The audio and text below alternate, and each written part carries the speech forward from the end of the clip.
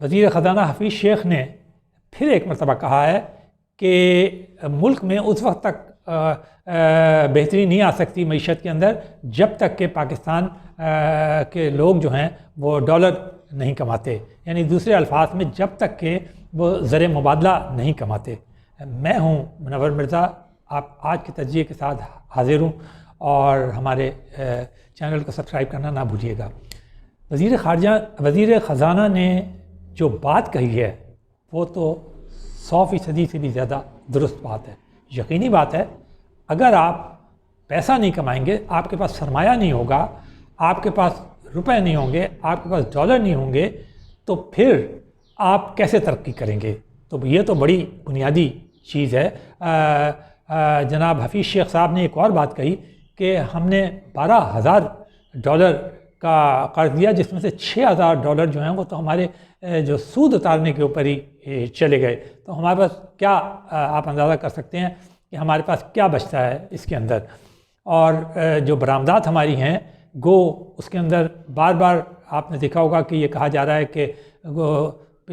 2 مہینے پہلے سے اضافہ ہونا شروع ہوا، اور اضافہ ہوا، اس مہینے بھی اضافہ ہوا، لیکن بنیادی بات یہ ہے کہ کیا وہ کتنا اضافہ ہوا ہے، کیا اربوں خربوں ڈالر کا اضافہ ہو گیا ہے کہ ہم جو ہیں وہ ابھی اتنے خود کفیل ہو گئے ہیں کہ اب قرضہ بھی اتار دیں۔ اگر یہ بات ہوتی تو پھر وزیر خزانہ کو یہ نہیں کہنا پڑتا کہ جب تک ہم ڈالر نہیں کمائیں گے تب تک ملک کی صورتحال بہتر نہیں ہو سکتی، معیشت بہتر نہیں ہو سکتی۔ تو اب ڈالر کمانے کا طریقہ ہمیں بتانے کی ضرورت نہیں ہے، وزیر خزانہ خود جانتے ہیں، اور ان کا یہ صرف ڈالر کمانے کا ایک طریقہ تو جو ہم نے آسان تلاش کیا وہ یہ ہے کہ تقریباً 12-24 ارب 22 ارب ڈالر جو ہیں وہ تارکین وطن پاکستان کو بھیجتے رہے ہیں۔ لیکن ہمیں یہ یاد رکھنا چاہیے کہ گزشتہ سال جو پورے اس میں اضافہ ہوتا رہا ہے، اس کی ایک بڑی بنیادی وجہ تھی، اور وہ تھی کرونا۔ لوگ بڑی تعداد میں واپس بھی آئے، اس کے ساتھ ساتھ وہ زر مبادلہ بھی اپنا واپس لے کے آئے۔ بہت ہزاروں کی تعداد میں پاکستانی مڈل ایسٹ سے روزگار سے فارغ کیے گئے ہیں، تو وہ سارا زر مبادلہ آیا۔ اچھا، دوسری بات یہ ہے کہ پاکستان میں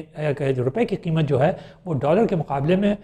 جو گری ہے 160 پہ پہنچ گئی ہے، اس کی وجہ سے اب اگر آپ پاؤنڈ بھیجتے ہیں یا ڈالر بھیجتے ہیں یا کوئی اور زر مبادلہ بھیجتے ہیں تو یہاں پر جو ان کے عزیز اقارب ہیں ان کو وہ پیسہ جو ہے وہ بہت زیادہ ملتا ہے۔ گو جو پاکستان میں اب جو مہنگائی آ گئی ہے وہ اس نے اس جو فائدہ انہیں پہنچنا چاہیے تھا اس کو خاصا آف سیٹ کر دیا ہے، اور لوگ جو ہیں وہ بہت زیادہ مطمئن نظر نہیں آتے۔ لیکن پھر وہی بات ہے کہ یہ بات تو بالکل طے شدہ ہے کہ پاکستان کی، دوسرے الفاظ میں جو وہ بات یہ کہنا چاہتے ہیں وہ یہ کہنا چاہتے ہیں کہ پاکستان کی تمام تر توجہ جو ہے وہ معیشت پہ ہونا چاہیے۔ لیکن آپ نے دیکھا کہ جو حکومت کی ترجیحات ہیں اس کے اندر معیشت ہے تو، لیکن کہاں ہے یہ کبھی کبھی تو پتہ چلتا ہے جب اس کے اوپر اپوزیشن کی جانب سے تنقید ہو، مہنگائی کا بہت زیادہ ذکر ہو، ڈالر کی قیمت کا ذکر ہو، یا بجلی کے بلوں میں اضافے کا ذکر ہو، یا ٹیکسیشن کا ذکر ہو، لیکن جسے کہتے ہیں نا کہ ایک واضح طور پہ سمت کا متعین ہونا آپ کو نظر نہیں آتا۔ کوئی بڑے منصوبے نہیں لگ رہے، کوئی صنعتی ایکٹیویٹی آپ کو نظر نہیں آتی سوائے تعمیرات کی فیلڈ میں۔ تو تعمیرات کی فیلڈ میں آپ زر مبادلہ تو نہیں کمائیں گے، جو کچھ آپ کمائیں گے وہ تو وہی ہے جو کہ آپ کے ملک کے اندر لوگوں کے پاس جو پیسہ موجود ہے پاکستانی روپے کی شکل میں۔ زر مبادلہ کمانے کا تو ایک واحد طریقہ یہ ہے کہ آپ برآمدات کے اندر اضافہ کریں۔ برآمدات میں اضافہ اس وقت ہوگا جب کہ آپ بجلی، گیس اور دوسری سہولتیں جو سرمایہ کاروں کے لیے ہیں ان کو آپ آسان کر دیتے ہیں۔ ایک دوسری بات یہ ہے کہ یہ بات تو اکثر سرمایہ کار کہتے ہیں، اور آپ کو یاد ہوگا کہ اس سلسلے میں انہوں نے خود آرمی چیف سے ملاقات کر کے اپنی شدید تحفظات اور شکایات کی تھی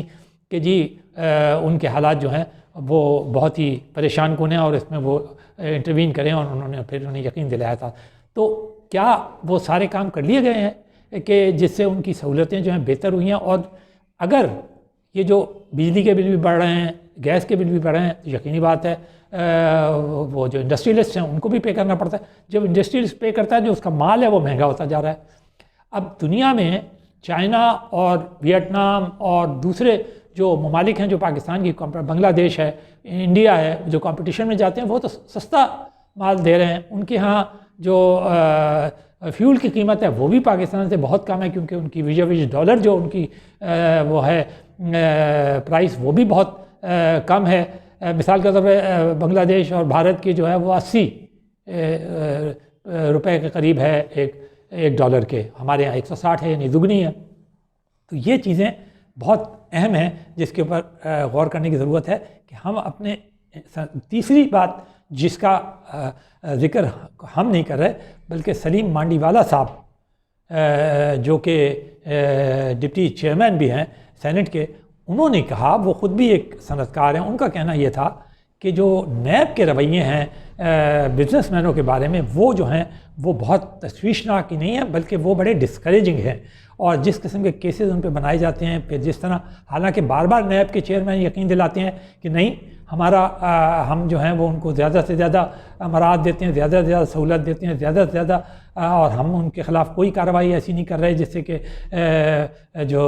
برآمدات اور جو انڈسٹریل ایکٹیویٹی ہے وہ خود وزیر اعظم بار بار اس بات کا اصرار کرتے ہیں کہ انڈسٹریل ایکٹیویٹی کو زیادہ سے زیادہ بڑھایا جائے. لیکن جب یہ صورتحال ایسی، کیونکہ اس لیے کہ کہنے کی بات اور ہے، ٹاک شوز کی بات اور ہے، تقریروں کی باتیں اور ہیں، لیکن کیا گراؤنڈ کے اوپر پاکستان کی برآمدات جو ہیں ان میں اضافہ ہوتا ہوا نظر آ رہا ہے ہمارے کو؟ اور اگر ہوتا ہوا نظر آ رہا ہے تو پھر یہ کیا زر مبادلہ اس طرح آ رہا ہے؟ اگر زر مبادلہ اس طرح آ رہا ہوتا تو پھر کیوں وزیر خزانہ یہ کہتے کہ اگر ہمارے کو اپنی معیشت میں بہتری لانی ہے تو پھر ہمارے کو ڈالر کمانے ہوں گے. ڈالر کمانے کا تو واحد ایک طریقہ یہی ہے، اور تو کوئی طریقہ ہے نہیں آپ کے پاس، کہ کیونکہ اب جو روزگار کے مواقع ہیں وہ بھی کم ہوتے جا رہے ہیں مڈل ایسٹ وغیرہ کے اندر. وہاں پہ بھی صورتحال جو ہے وہ بہت جسے کہتے ہیں کہ نیچے جا رہی ہے. تیل کی قیمتیں بھی کم ہو گئی ہیں، اس کی وجہ سے بھی انہوں نے روزگار اور کم کر دیا. تو پھر پاکستان کے پاس جو صرف اور صرف آؤٹ لیٹ بچتا ہے، اور جو پاکستان کے کمپٹیٹرز ہیں وہ تو پاکستان کے چاروں طرف، خود پاکستان کے دوست ایسے ہیں جو سب پاکستان کے کمپٹیٹر ہیں. تو کیا پاکستان جو ہے وہ اس چیز کو اپنائے گا؟ اور جس طرح ہمارے علاقے کے ارد گرد دو بڑے ممالک ہیں ان کی جن کی بہت بڑی آبادی ہے، اور پھر اب دور تک چلے جائیں جنوب مشرقی ایشیا میں ویتنام جیسا ملک، وہ بھی جو ہے وہ برآمدات کے اندر بہت تیزی سے آگے بڑھ رہا ہے. اور اگر آپ دیکھیں تو کوئی 50 ارب ڈالر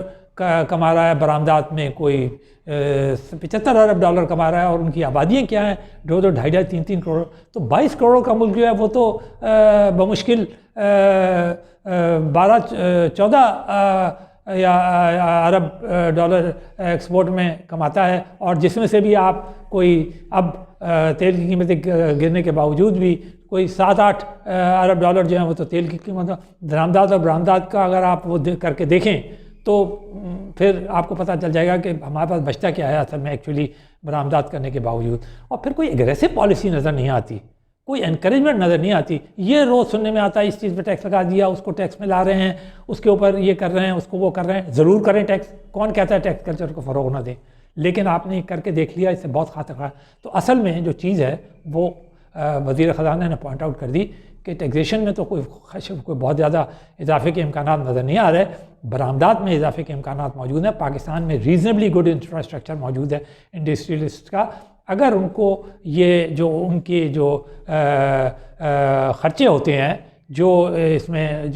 ان کا جب مال تیار کرنے میں جو ان کے پیسے خرچ ہوتے ہیں، سرمایہ خرچ ہوتا ہے، اس کے اندر اگر آپ کمی لا سکیں، لیبر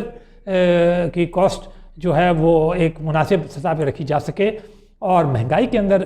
کمی کی جا سکے، تو پھر کوئی وجہ نہیں ہے کہ ہم اپنی برآمدات میں اضافہ کریں. اور دوسرے یہ ہے کہ ہمیں